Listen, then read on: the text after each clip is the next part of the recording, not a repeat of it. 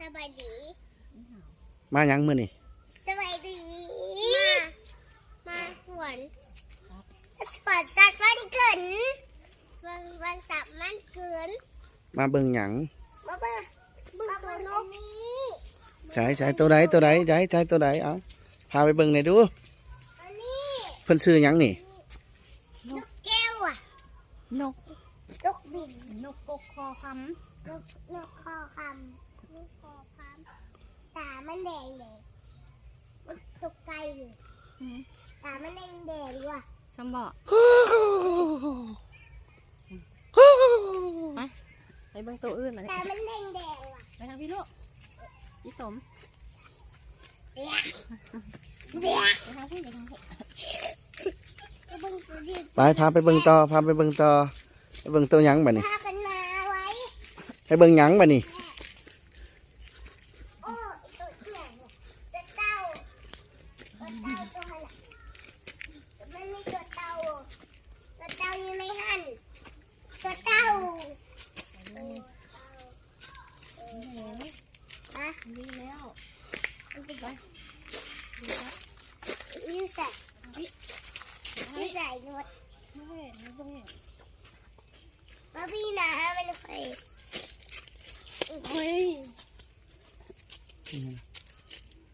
ไปทางพี่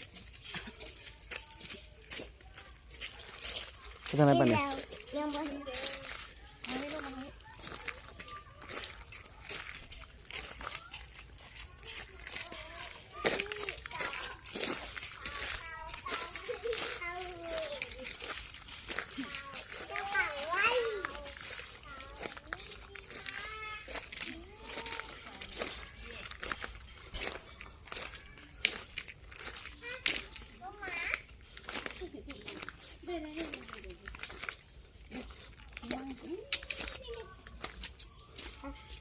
ตัวเต่าอ่ะ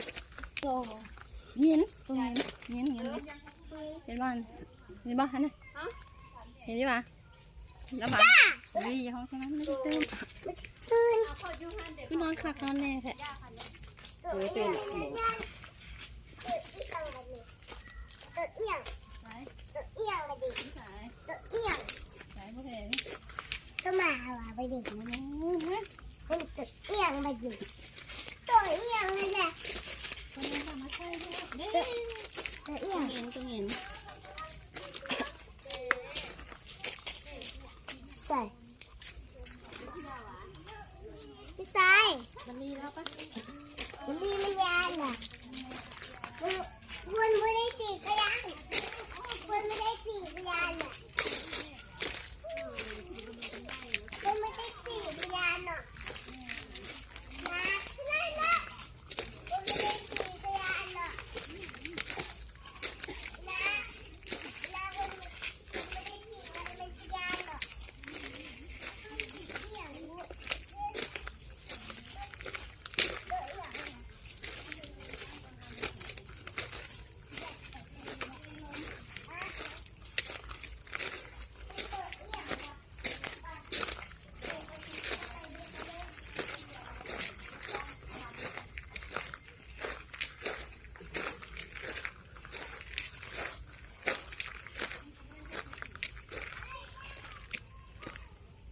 ไปทางไหนบัดนี้ออกบ่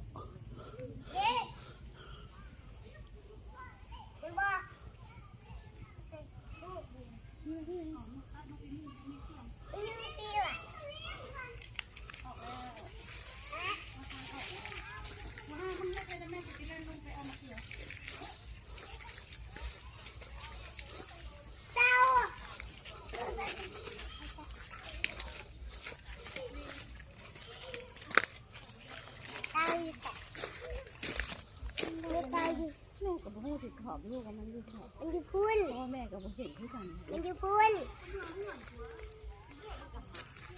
ไปนั่นน่ะมัน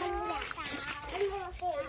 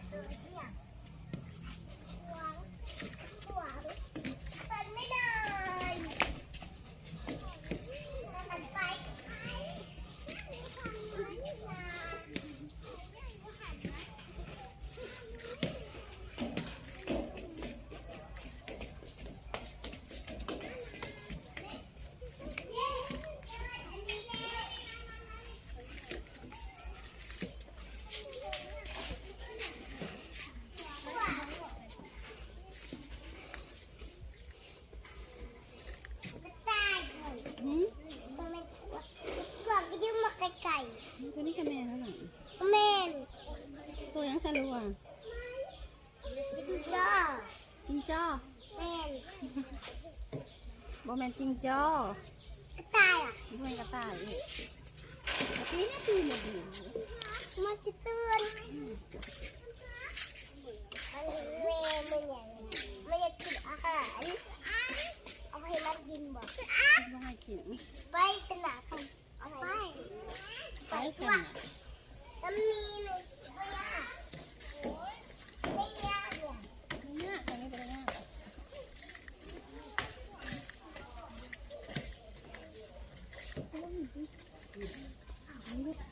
ฟ้าร้องมันละกินให้หนูกินให้หนู ไปไปพุ่งเต้ากัน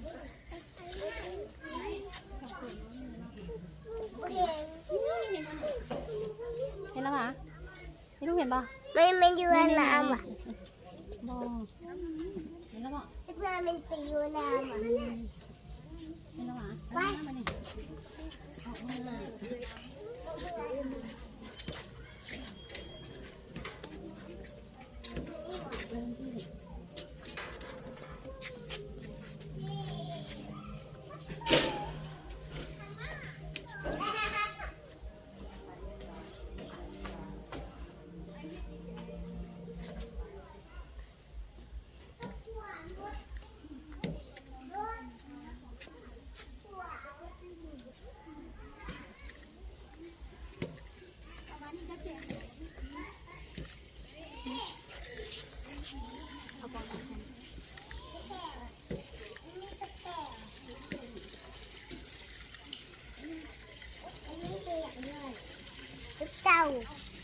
เต่าอ่ะ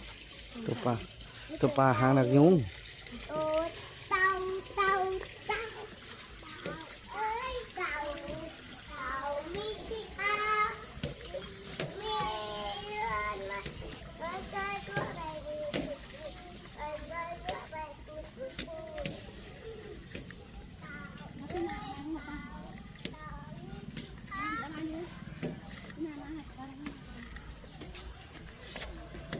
สบายดี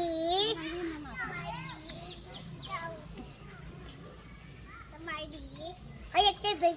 วิจิตรเจ้าคนเดียวเวลาไปไป นี่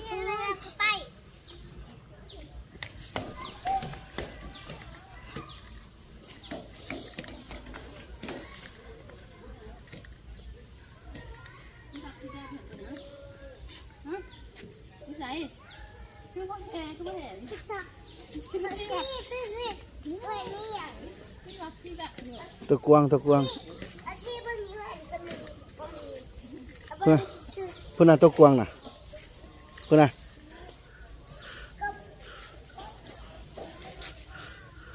ก็ปะตายแล้วมีสมองใส่ตัวตายอยู่ใส่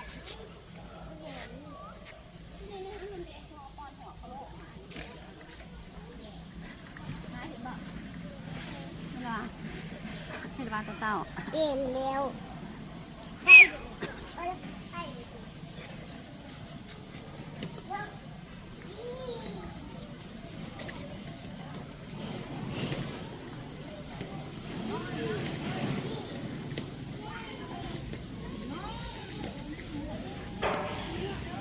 มาได้ไหม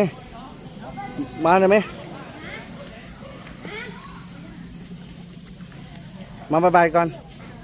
มาบายบายก่อน เบิ่งอีก บายบายก่อน เบิ่งอีก บายบายแล้ว แต่อันนั้นอีกนะตรงนี้อีกนี่ เดี๋ยวไปนั่งหันก่อนไป เต่า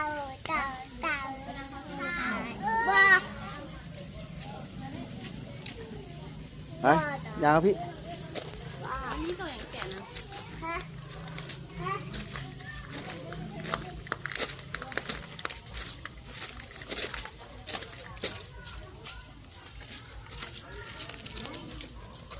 เห็นบ่นี่นาเห็นบ่ เจ๊ ไปยางไปพุ่นหาอนุไปเบิ่งตัวพุ่น